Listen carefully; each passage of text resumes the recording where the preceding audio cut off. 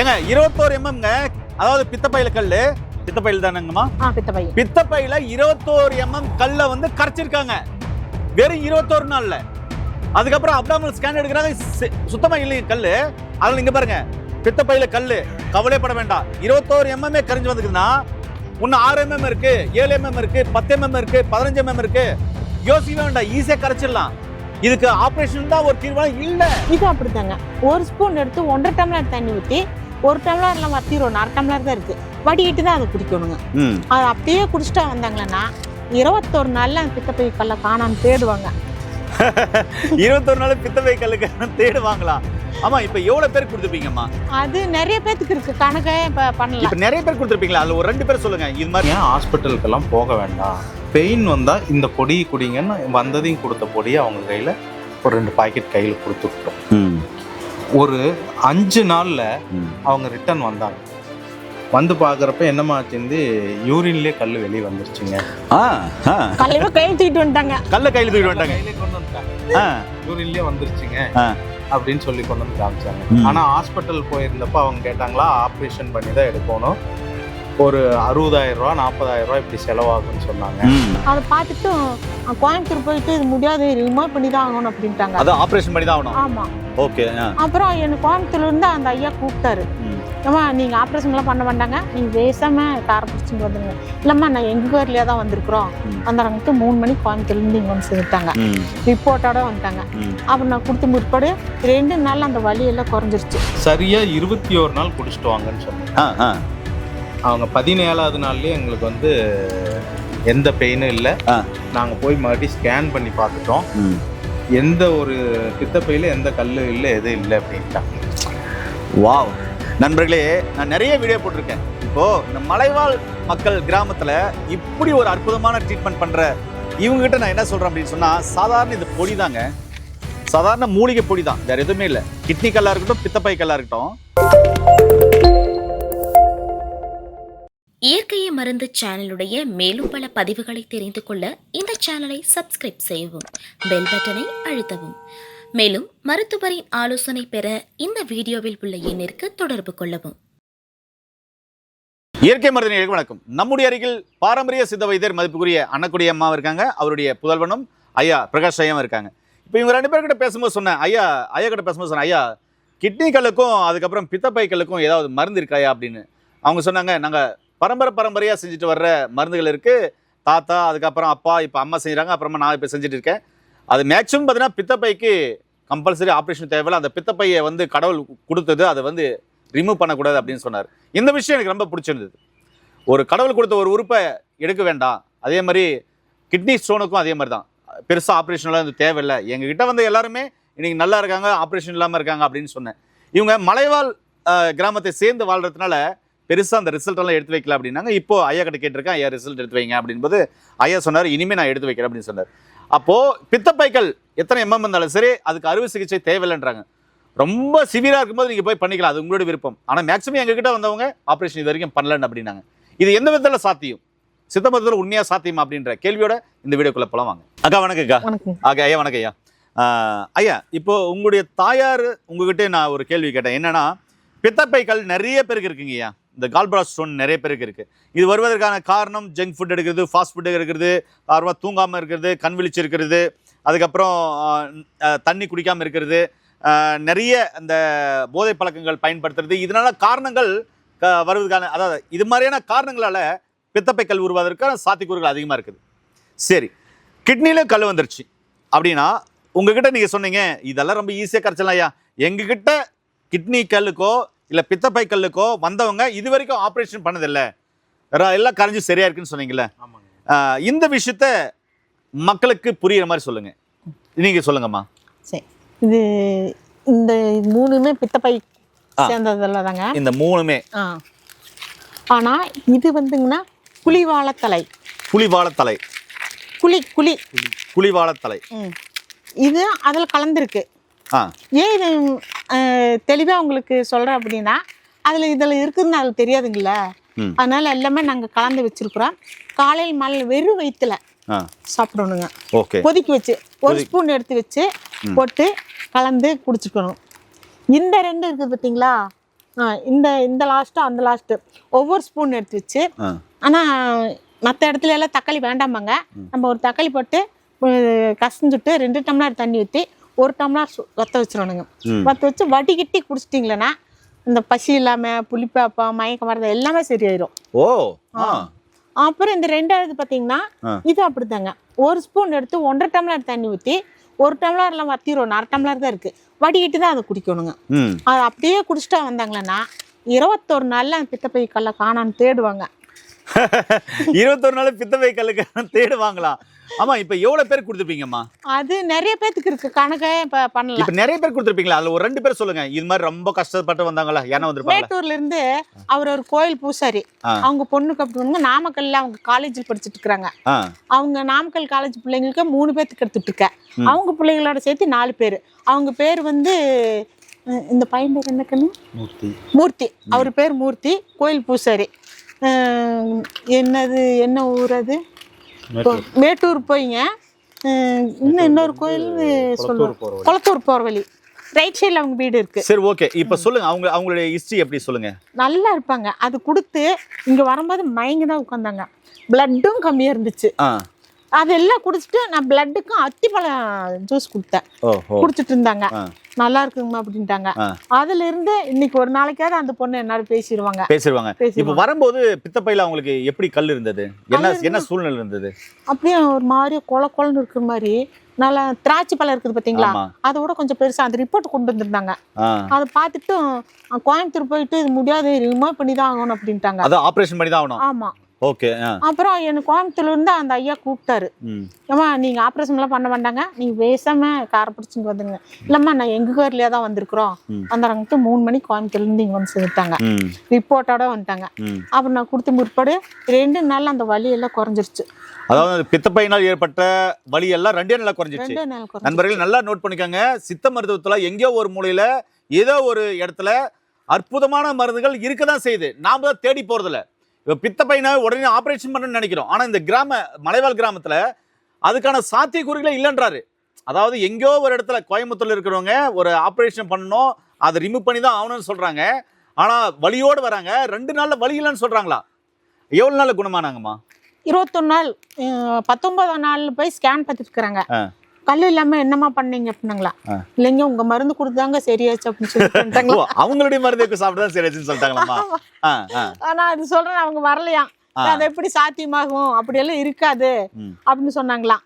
அப்புறம் அவங்க வந்து ரொம்ப சந்தோஷமா எனக்கு வந்து பொருள் எல்லாம் கொடுத்துட்டு போனாங்க. நான் வேண்டான்னு சொல்லி அனுப்பிச்சுட்டேன். கொடுத்த பொருளை வேண்டாம். ஐயா நீங்க சொல்லுங்க, உங்களுடைய தாயார் பாத்தீங்கன்னாக்கா இது மாதிரி பித்தப்பை ஸ்டோன் எல்லாம் எடுத்ததுக்கான நிறைய விஷயங்கள் சொல்லியிருக்காங்க. இப்போ நீங்க அவங்களோட பயணிக்கிறீங்க, ஒரு நிறைய பேஷண்ட் வந்திருப்பாங்களா, அதில் ஒரு 2 பேஷண்ட் எக்ஸாம்பிள் சொல்லுங்க. இந்த சூழ்நிலை வந்தாங்க, இப்படி இருந்தாங்க, இப்படி பண்ணாங்க அப்படின்னு ஒரு எக்ஸாம்பிள் சொல்ல முடியுமா? கண்டிப்பா சொல்ல முடியும். சொல்லுங்க சார். ஒரு நாள் இரவுல வந்துங்க, ஒரு அம்மா வந்து வலி தாங்க முடியாம கிட்னி ஸ்டோனு, என்னால பெயின் தாங்க முடியல அப்படின்ட்டு அழுதுட்டே இங்க வந்து சேர்ந்தாங்க. உடனே நாங்க வந்து ஒரு பொடி ஒன்று, நாங்க வலி பொடின்னு ஒன்று நாங்க தயாரிக்கிறோங்க. அதை ஃபர்ஸ்ட் அவங்களுக்கு கொடுத்தோங்க. கொடுத்த 1/2 மணி நேரத்துல அந்த அம்மாவுக்கு வந்து வலி நின்றுச்சுங்க. வலி நின்னவர்படி இப்போ கொஞ்சம் நல்லா இருக்குதுங்க அப்படின்னாங்க. அதுக்கப்புறம் தான் நாங்க வந்து இந்த கஷாயத்தை அவங்களுக்கு வச்சு கொடுத்தோங்க. இதை தொடர்ந்து நீங்க ஒரு 4 நாள்ல இருந்து 7 நாள் வரை குடிங்க. நீங்க ஹாஸ்பிட்டலுக்கெல்லாம் போக வேண்டாம். பெயின் வந்தா இந்த பொடியை குடிங்கன்னு வந்ததையும் கொடுத்த பொடியை அவங்க கையில ஒரு 2 பாக்கெட் கையில கொடுத்துக்கிட்டோம். ஒரு 5 நாள்ல அவங்க ரிட்டர்ன் வந்தாங்க. வந்து பாக்குறப்ப என்னமா ஆச்சு, யூரின்லயே கல் வெளியே வந்துருச்சுங்க. கையில தூக்கிட்டு வந்துட்டாங்க. கையில கொண்டு வந்துட்டாங்க. யூரின்லயே வந்துருச்சுங்க அப்படின்னு சொல்லி கொண்டு வந்து காமிச்சாங்க. ஆனா ஹாஸ்பிட்டல் போயிருந்தப்ப அவங்க கேட்டாங்களா, ஆப்ரேஷன் பண்ணி தான் எடுக்கணும், ஒரு 60,000 ரூபா 40,000 ரூபா இப்படி செலவாகுன்னு சொன்னாங்க. ஆனா எங்களுக்கு வந்து சிம்பிளா இதை முடிச்சு கொடுத்துட்டீங்க. நாங்க வந்து ஒரு நம்பிக்கை இல்லாம தான் வந்தோம். நம்பிக்கை இல்லாம தான் வந்தாங்க.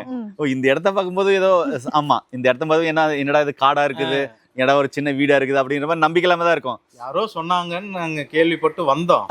ஆனா இப்படி ரிசல்ட் கிடைக்குன்னு நாங்க எதிர்பார்க்கவே இல்லை அப்படின்ட்டு ரொம்ப தேங்க்ஸ் பண்ணிட்டு எங்களுக்கு போனாங்க. சூப்பர்ங்கய்யா. இப்போ கிட்னி ஸ்டோன் சொல்லிட்டீங்க, பித்தப்பை ஸ்டோனுக்கு இது மாதிரி நிறைய பேர் ஒருத்தர் எக்ஸாம்பிள் சொல்லுங்களேன். பித்தப்பை ஸ்டோனுக்கு இதே தானே சுந்தரன்.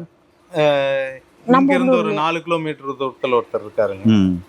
அவர் அப்படிதான் வந்தாருங்க. அவருக்கும் நடக்கவே முடியாத சுச்சுவேஷன்ல இருந்தாரு. அப்போ 2 பேர் கைத்தாங்களாதான் ஒரு வண்டியில வச்சு அவரை கூட்டிட்டு வந்து ஒரு கார் வச்சு கூட்டிட்டு வராங்க. ஏன்னா அவர்னால நடக்க முடியல, பெயின்னால அவர்னால நிக்க முடியல, நடக்க முடியல, கைத்தாங்களா தூக்கிட்டு வந்தாங்க. அப்போ அவருக்கு இதே மெத்தேடு தான் நாங்க ஃபாலோ பண்ணோம். அப்படி ஃபாலோ பண்றப்ப அந்த பெயினை உடனே நாங்க குறைச்சோம். அந்த இடத்துல அவங்களுக்கு உண்டான அந்த பெயினை உடனே குறைச்சிட்டோம். அது அந்த சின்ன பாக்கெட் அதான் செமையா மேஜிக் பண்ண போகுது. ஏன்னா அது வந்து உடம்புல இருக்கிற எல்லா வலிக்கு கேட்கும். அது நீங்க வந்தோடனே சொன்னீங்க, ஐயா இந்த ஒரு பாக்கெட் போதும், எப்படிப்பட்ட வலினா உடனே ஸ்டாப் பண்ணும் அப்படின்னு.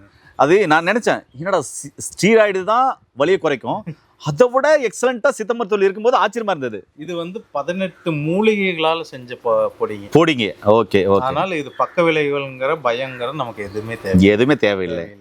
ஐயோ இது என்னமோ கொடுக்குறாங்களே உடனே வலி நிக்குதுன்னா ஏதோ ஒன்று கலந்துருப்பாங்களோ. ஆமா அப்படி எல்லாம் கூட கண்டிப்பா எனக்கு தோணும்ல. ஆனா இது தாராளமா நீங்க சாப்பிடலாம். இதுல எந்த விதமான கெமிக்கல் கிடையாது. சரி, இப்போ இந்த பித்தப்பை சொல்லுங்களேன். அப்புறம் அவரு வந்தாரு, அந்த வலியை உடனே நிறுத்திட்டோம். நிறுத்தின பிற்பாடு அவருக்கு இதே போலதான் நாங்க இந்த மருந்தை தான் நாங்க அளவு முறை சொல்லி இதை ரெகுலரா ஃபாலோ பண்ணிட்டு வாங்க, காலையிலயும் சாயங்காலமும் இதை வந்து ஒவ்வொரு ஸ்பூன் போட்டு கொதிக்க வச்சு வடிச்சு குடிச்சிட்டு வாங்கன்னு சொல்லியிருந்தோம். சரியா 21 நாள் குடிச்சிட்டு வாங்கன்னு சொன்னோம். அவங்க 17ஆவது நாள்லயே எங்களுக்கு வந்து எந்த பெயினும் இல்லை. நாங்க போய் மறுபடியும் ஸ்கேன் பண்ணி பார்த்துட்டோம், எந்த ஒரு பித்தப்பையில எந்த கல்லு இல்லை, எதுவும் இல்லை அப்படின்ட்டாங்க.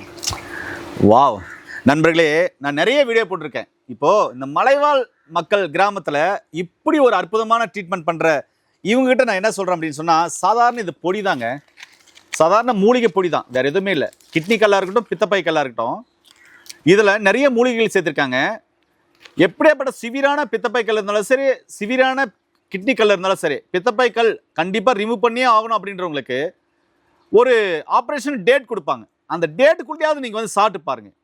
ஏன்னா ஒரு உறுப்பை நீங்கள் வெட்டி எடுக்க வேண்டாம், அது எடுத்துட்டீங்க அப்படின்னு சொன்னால் அந்த வேலை செய்கிற பித்தப்பை வேலை செய்யுது இல்லையா, அந்த வேலையே அடிஷ்னலாக எக்ஸ்ட்ரா கல்லீரல் செய்ய வேண்டியதாக இருக்கும். அதனால் ஜீரணமாகாது, நெஞ்சு ஏப்பமாக இருக்கும், சாப்பிட முடியாது. அதாவது ஆசைப்பட்டு எதுவும் நான்வெஜ்ஜெல்லாம் பெருசாக சாப்பிட முடியாது, ஜீரணம் ஆகாமல் இருக்கும், புளியாப்போ வரும், திம்முன்னு இருக்கும், இது மாதிரி நிறைய பக்கவிளைவுகளை ஏற்படுத்தும். அதனால் தயவு செஞ்சு நீங்கள் பித்தப்பை மேலே கையை வைக்க வேண்டாம். அதாவது ஆப்ரேஷனுக்கு கிட்னிலையும் ஆப்ரேஷன் மேக்ஸிமம் செய்ய வேண்டாம். செய்ய முடியாத சூழ்நிலை, அதாவது இதெல்லாம் எக்ஸ்ட்ரீமாக போயிடுச்சு, ஒரே ஒரு ஆப்ரேஷன் தான் அப்படின்ற போது அது உங்களுடைய விருப்பம், நீங்கள் போய் செஞ்சுக்கோங்க. ஆனால் ஆப்ஷன் இருக்குது, ஒரு 10 நாள் கழிச்சு ஆப்ரேஷன் பண்ணிக்கலாம், இல்லை ஒரு வாரம் கழிச்சு ஆப்ரேஷன் பண்ணிக்கலாம்னு சொன்னாங்கன்னா நிச்சயமாகவே இந்த மருந்துகள் உங்களுக்கு கை கொடுக்கும். ஏன்னா இது இவ்வளோ பேர் குணமாக இருக்காங்க, வந்தவங்க யாருமே இது வரைக்கும் ரிட்டர்ன் வந்து ஆப்ரேஷன் பண்ணதா சரித்திரமே இல்லைன்னு சொல்கிறாங்க. அதனால் நிச்சயமாக இதை நீங்கள் பயன்படுத்தலாம். ஐயா இன்னொன்று சொல்லுங்க ஐயா. அதாவதுங்க ஐயா, நம்ம என்ன சொல்லுவாங்கன்னா, நோய் வர்றதுக்கு முன்னாடி நம்ம உடம்பு நம்ம பாதுகாத்துக்கணும். ஆமாம், அதாவது இங்கிலீஷ்ல சொல்லுவோம், பழமொழி சொல்லுவாங்க, prevention is better than cure. முன் காப்பதே சிறந்தது. அப்போ இந்த கிட்னி ஸ்டோன் எதனால வருது, அதை நம்ம தெரிஞ்சுக்கிட்டோம் அப்படின்னா நம்ம வந்து அதை வரதை தடுத்துடலாம். நம்ம என்ன ஒரு காரணம், யூரினை அடக்கிறது, தண்ணி சரியா குடிக்காதது, இதையெல்லாம் செய்யறப்போ என்ன ஆகுனா நமக்குள்ளான அந்த உப்பு படிமானங்கள் வந்து நம்ம கிட்னியில ஃபார்ம் ஆகும். தண்ணி இல்லாதனால, தண்ணி இருந்துச்சுன்னா அது கரைஞ்சு வந்துட்டே இருக்கும். ஆமா, இப்போ ஒரு உப்பு எடுத்து தண்ணிக்குள்ள போடுறீங்க, தண்ணிக்குள்ள போட்டா என்ன ஆகும், உப்பு கரையும். அது போலதான் நீங்க தண்ணி குடிக்க குடிக்க அந்த படிமானம் சேராம கிட்னி கிளீன் பண்ணிட்டே இருக்கும், டீடாக்ஸ் பண்ணிட்டே இருக்கு. ஆமா ஆமா. அப்போ அந்த யூரின்ல என்ன இருக்குங்க, நம்ம போற யூரின்ல என்ன இருக்குங்க, உப்பு தான் இருக்கு. அந்த யூரின் அடக்கிறப்ப என்ன ஆகுங்க, அது உப்பு அப்படியே படிமானம் ஆகும். படிமானம் ஆகிறத நம்ம அசால்ட்டா விடுறது தான், கொஞ்சம் கொஞ்சமா சேர்றதா அந்த கிட்னி ஸ்டோன் சொல்றோம். அப்போ நம்ம வந்து ஒரு நோயை வரக்கூடாதுன்னு நினைக்கிறவங்க, இந்த மருந்தே நமக்கு வேண்டாம்ப்பா அப்படின்னு நினைக்கிறவங்க என்ன செய்யணும்னா, நம்ம கிட்னியில ஸ்டாக் வைக்க கூடாது. யூரின் வந்து வேலையா இருக்கிறோம் அப்புறம் போய்க்கலாம் அப்படின்னு அடக்கிறப்போ அந்த கல்லு நமக்கு ஃபார்ம் ஆகுது. அதை வந்து நம்ம உடம்ப வந்து நாம தான் பாதுகாத்துக்கணும். இல்லைங்களா? கண்டிப்பா ஐயா. ஐயா இப்போ பித்தப்பைகள் எத்தனை எம்எம் இருந்தாலும் ஓகே கரைக்க முடியும். ஓகே ஹையஸ்டா எத்தனை எம்எம் வரையும் கரைச்சிருக்கீங்க?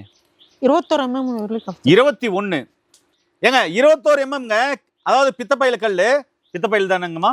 பித்தப்பை பித்தப்பையில 21 எம்எம் கல்லை வந்து கரைச்சிருக்காங்க வெறும் 21 நாள்ல. அதுக்கப்புறம் அப்டாமினல் ஸ்கேன் எடுக்கிறாங்க, சுத்தமா இல்லைங்க கல்லு. அதனால இங்க பாருங்க, பித்தப்பையில கல்லு கவலைப்பட வேண்டாம். 21 எம்எம்ஏ கரைஞ்சு வந்துக்குதுன்னா இன்னும் 6 mm இருக்கு, 7 mm இருக்கு, 10 mm இருக்கு, 15 mm இருக்கு. யோசிக்கவே வேண்டாம், ஈஸியா கரைச்சிடலாம். இதுக்கு ஆபரேஷன் தான் ஒரு தீர்வான இல்ல. சித்த மருத்துவம் நிறைய இருக்கு. உங்க அருகில் இருக்க ஒரு சித்தா டாக்டரை போய் கன்சல்ட் பண்ணி கண்டிப்பா மருந்து எடுத்தீங்கன்னா சரியா போகுங்க. இல்லைன்னா ஐயா கிட்ட இருக்கிற மருந்துகளை எடுத்தீங்கன்னா சரியா போகும். கிட்னி ஸ்டோனுக்கு நிறைய டிப்ஸ்கள் சொல்ல வெயிட் பண்றாரு. பித்தப்பை ஸ்டோனுக்கும் நிறைய டிப்ஸ் சொல்ல வெயிட் பண்ணிக்கிறாரு. அது ஒரு வீடியோவில் நம்ம தெளிவா நிறைய விஷயங்கள் பார்க்கலாம். மீண்டும் இன்னொரு அருமையான பதிவு சந்திக்கலாம். நன்றி, வணக்கம். வணக்கம் ஐயா.